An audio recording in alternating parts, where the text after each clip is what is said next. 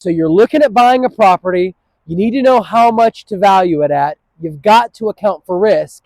And you don't know if that current tenant is going to stay in the deal or if you're going to have to find a new tenant. I'm going to show you how to account for that risk and identify the value of the commercial investment. Let's get into the video now. All right, so you're a savvy investor and you need to know how to adjust the purchase price that you're willing to pay for a commercial property based on the risk in the deal. So essentially, we're going to adjust that purchase price for risk. Now, how do you figure that out? How do you know what to pay for a particular property when there's a certain level of risk in it? Well, that's what we're going to cover. You've got a new tenant versus a renewing tenant, okay?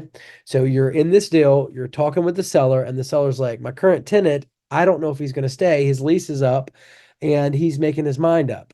So you could have a new tenant on your hands versus a renewing tenant. And we're going to adjust what you're willing to pay for that property and kind of walk through that process for you so you can understand, based on your own investment hurdle rate, what you should pay for that property, adjusting for the risk. Now, the building itself is a Dollar General. It's a 10,000 square foot tenant building for sale. The lease expires soon, and the owner is not sure if the current tenant will renew the existing lease. So I've kind of laid out a model for us here in this chart.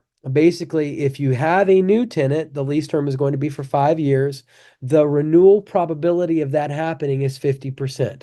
We're going to, give us a safe estimate that the building could be vacant for up to 6 months while that agent hunts for a new commercial tenant for that property. So we've got 6 months of vacancy on our hands. That's going to cost something. All right, your market rent for the building is going to be $15 per square foot, and then you're going to have to pay a leasing commission to that agent who hunts down a new tenant for you of 5%. You're also going to have TIs. You're going to have tenant improvements. With your new tenant is going to come those tenant improvements. You're willing to pay $12 per square foot. Now that's model one. That's scenario one. Scenario two is going to be if you renew the current tenant. Now that again is going to be a 5-year lease term.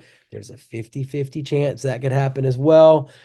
The current tenant's already in there, so there's going to be no vacancy, which is a huge plus. You've got a $10 per square foot market rent. You're going to be generous. You're going to let him have it a little bit cheaper if he stays in there.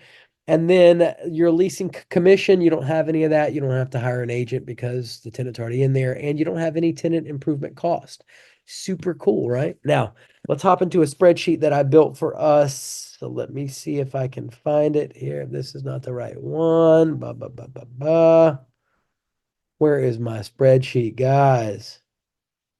Here we go.